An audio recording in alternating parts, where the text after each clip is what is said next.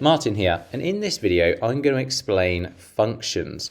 I'm going to talk about what functions are, and then I'll demonstrate how we use them, and I'll be using Swift Playgrounds and Learn to Code to demonstrate this. So let's get started. So firstly, for this video I'm going to be using Swift Playgrounds and Learn to Code. So if you're unaware, Learn to Code is an interactive course created by Apple within Swift Playgrounds used to teach the Swift programming language. If you do not have Learn to Code or Swift Playgrounds, I'll link some videos in the description below, and that will show you how to get them, get started, and get ready for this video. So I have Learn to Code open at the moment, and if we click on this icon up here in the top left, it will show all of the different chapters and then challenges inside Learn to Code. So you can see the first one is commands. That kind of deals with some of the basics. And then the second chapter deals with functions. So quite early on in the course, it introduces the concept of functions. So first and foremost, what is a function? Well, at its most basic level, a function is a block of code that you can use over and over again. So we create a block of code, and then we're able to use that block of code over and over again. There are essentially two parts to making a function work. Firstly, the actual writing of the function, and then something that we call calling the function. We'll go through how to do both of these, and we're going to use this challenge here in Learn to Code called creating a new function. So in this challenge, and in all of the challenges in Learn to Code, we're getting our character Byte to go through these kind of puzzle mazes and collect gems and toggle switches. Up to this point, with Byte, our character, he has no command to turn right. So the software has given us commands like move forward and turn left, but there's no capacity to turn right, which means anytime if we want Byte to move to the right, we need to use the turn left command 3 times. Obviously, this isn't very efficient, so in this challenge, it asks you to go ahead and create a function for Byte to be able to turn to the right. So, to create a function, we write the word func, we give our function a name, so we want that name to be relevant, so in this case, turn right. We add 2 empty brackets at the end, and then we open up a curly bracket. And then essentially we have our closing curly bracket down here. And now anything that we write in between these 2 curly brackets is part of our function. So again, like I mentioned, if we want Byte to turn right, we will need to add 2 or 3 rather, turn left commands. So let's go ahead and add in 3 turn left commands.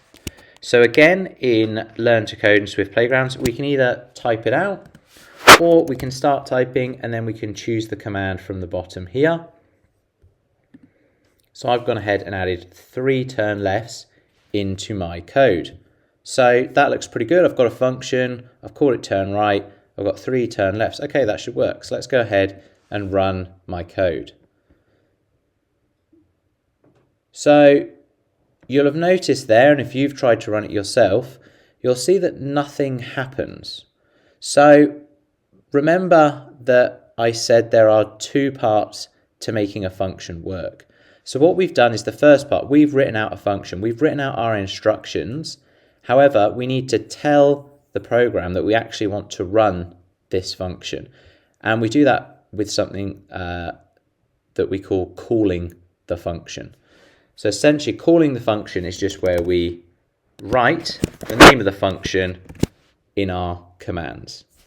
So if I go ahead and run my code now, we should see Byte turn left 3 times and then be facing off to his right-hand side.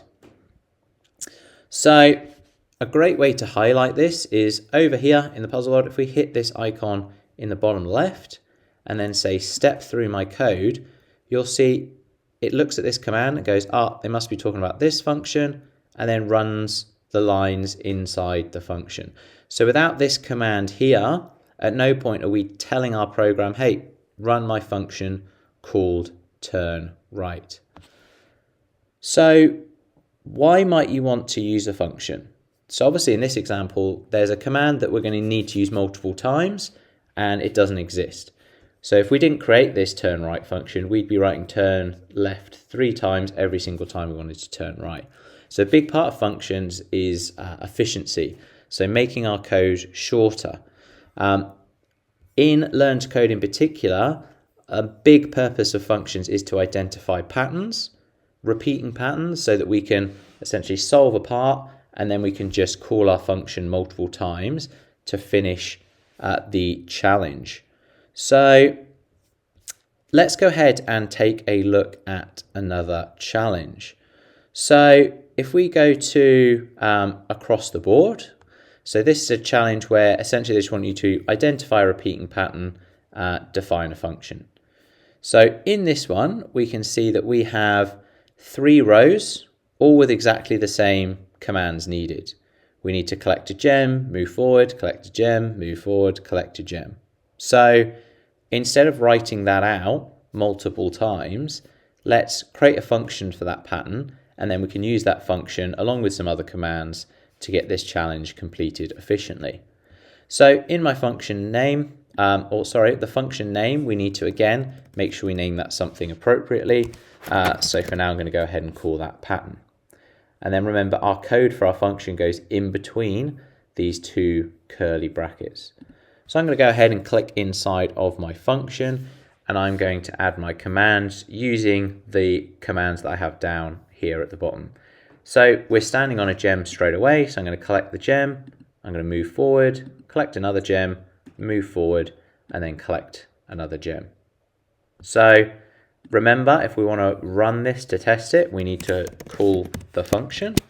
So I'm going to go ahead and do that, and then I'm going to run my code, and fingers crossed, we should be able to solve that first row using the function that we've created. Okay, great. So now we want to use that function to solve our second row and our third. However, where we're starting off here, if we run our function again, we're just going to start hitting the wall. So we're just going to add in some commands to get him to the right starting position for the next row, and then call our function again. So I'm going to go ahead and get my get byte to turn to his right, move forward, and then turn to his right again.